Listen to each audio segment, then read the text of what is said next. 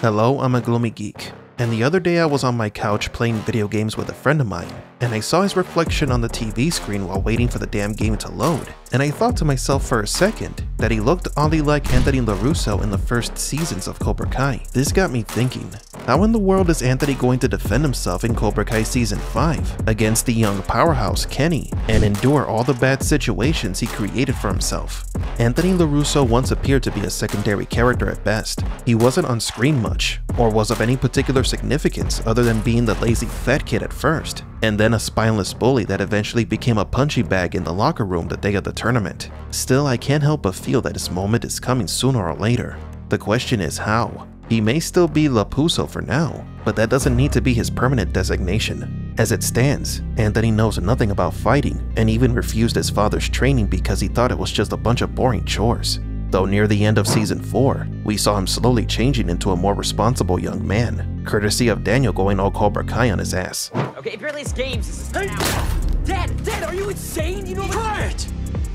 Now you're gonna learn to listen to us and do as you're told, and if you don't, you better strap yourself in for one hell of a rough ride because I am done playing games with you. So Daniel managed to make a small dent in the entitled brat's demeanor. What are you doing? I was just, taking out the trash. You're just taking out the trash. Without anybody asking? For the first time in your whole life? I screwed up. Okay, I did some dumb things to that kid and it went way too far. But was it enough? Even I take out the trash every once in a while, and I'm still a gloomy jerk. So what we saw doesn't make much of a difference. Yet. It's pretty obvious that Daniel can't train his son because he will have his hands full in his fight against Silver's Cobra Kai Empire. So what could push Anthony to 100% commit to learn self-defense? If you guessed a couple of beatings at school, then ding ding ding, you are correct. This is what we think is going to happen. Sometime at the beginning of Season 5, we might see Anthony at school as usual, but with a heightened sense of foreboding. He will pretend that he is calm and collected, but in reality, he will be afraid and paranoid, constantly looking over his shoulder because he knows that Kenny could be anywhere, stalking him as if the young Cobra was the predator and Anthony was one of Major Dutch Schaefer's buddies.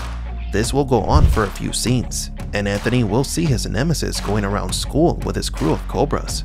Now, one of two things can happen. Anthony attempts to be the rational one and tries to reason with Kenny. Kenny will probably fake a decent conversation so he can lower Anthony's guard and do something to him later, like payback for all the pranks Anthony did to him.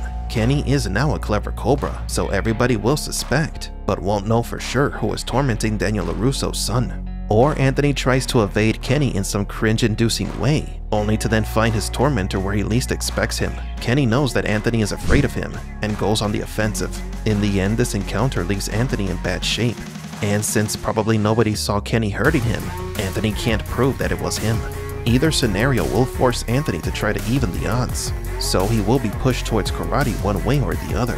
Yet the situation is not fertile for new students right now because of how Season 4 concluded. So Anthony must somehow learn the ways of the fist before a fist learns its way to his face every day at school. After either being humiliated or beaten up, LaRusso needs to find someone that can help him. And though things may look grim, fortunately for the boy, he has some options. One thing that he could try is to get his sister to teach him. After all, Sam has been the family's karate girl for a long time, and she is now well versed in both defensive and aggressive styles. This will also be good for Sam, since after losing the tournament, her state of mind could use some healing. So maybe becoming a parental figure or sensei to her little brother might do the trick. We all know that Daniel had to close up shop, but that doesn't mean that Sam has to, so it is plausible.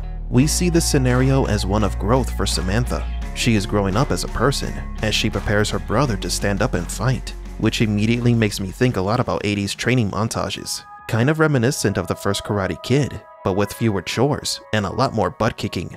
If for whatever reason Anthony doesn't want anybody from his family teaching him karate, it's still not completely hopeless for the stubborn fool, for he can go straight to the champion himself, Hawk. Just like Anthony's sister, Hawk knows both aggression and discretion when fighting. He even has the added perk of having more street cred than Sam, while also being better versed in the Cobra Kai mentality.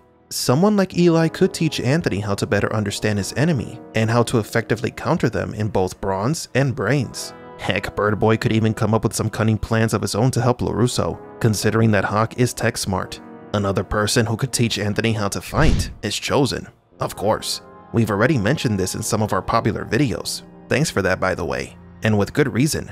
Chozen is not bound by the deal Daniel and Johnny made with Kreese, ergo he will probably go for a straightforward approach when teaching Miyagi-Do, and that would cater perfectly to Anthony's personality. His method of training could be a lot faster and less methodical than Daniel's, which is also important because Anthony needs to be a competent fighter fast before Kenny grinds him into dust. The only problem here is that Chozen came to the US to defeat Silver, not to train students. So there could be a scheduling conflict or conflicting interests. We also can't predict how Daniel will react if he saw his son being trained in the aggressive and fatal style of Miyagi-Do karate. The last angle we are going to discuss is a dark one. Here, Anthony can go in one of two ways.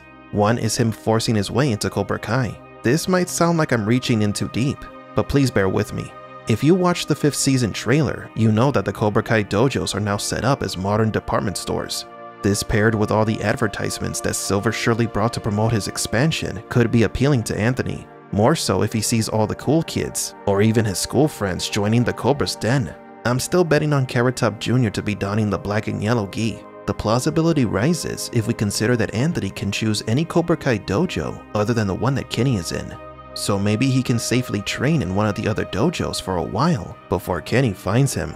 And second, the other way this could happen is if one of the karate masters that Silver hired to run his satellite dojos takes a shine to the LaRusso boy. A situation like this could pretty much become a Silver/Daniel scenario in every aspect. Remember that in Karate Kid Part 3, Daniel needed to defeat Mike Barnes, and Silver used that to fuel Daniel's sense of urgency.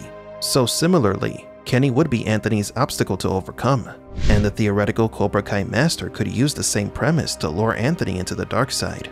Not because the master is psychotic and wants to see the boy get hurt, but because they want to create a new champion and rival Silver as a sensei. So go ahead. Let me know if you think Anthony has a chance in hell to defend himself against Kenny. Who do you think is more likely to train him? And do us a favor, like this video and subscribe, won't ya? I'm a Gloomy Geek, and my fat friend says hi.